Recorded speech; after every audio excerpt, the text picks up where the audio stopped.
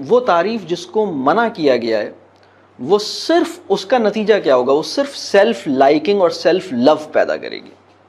اور وہ کیسے پیدا کرے گی کہ آپ کسی انسان کو بولیں گے آپ بہت اچھے ہیں، لیکن اگر آپ اس کے کام کی تعریف کر رہے ہیں تو آپ اس کی تعریف تھوڑی کر رہے ہیں. اور اس کے کام کی بھی اسپیسیفک، جتنا اسپیسیفک ہوں گے یہ فیڈ بیک ہے، جتنا جنرل ہوں گے یہ پریز ہے. ٹھیک ہے، جتنا اسپیسیفک ہوں گے، کیونکہ آپ کے بچے کے علم میں یہ آنا ضروری ہے کہ وہ کون سی چیز ہے جس کو وہ ٹھیک کر رہا ہے، جس کو اسے کرنے کی ضرورت ہے.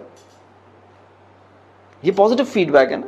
یعنی مثال کے طور پر میں نے کوئی کام کیا، میں نے کوئی ٹریننگ پروگرام کنڈکٹ کیا، اور آپ مجھے آ کے یہ بتاتے ہیں کہ آج جو ٹریننگ آپ نے کنڈکٹ کی، سر آج آپ نے یہ جو ہمیں ایکٹیویٹی کروائی یہ بہت افیکٹو تھی، اس سے ہمیں بہت فائدہ ہوا.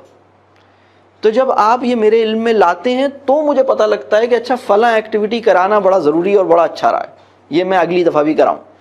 اور پھر جب آپ مجھے بتاتے ہیں کہ سر یہ جو ایکٹیویٹی تھی نا اس سے ہمیں مشکل ہوئی، اس میں ہمیں نہیں سمجھ آیا، مجھے فیڈ بیک مل رہا ہے.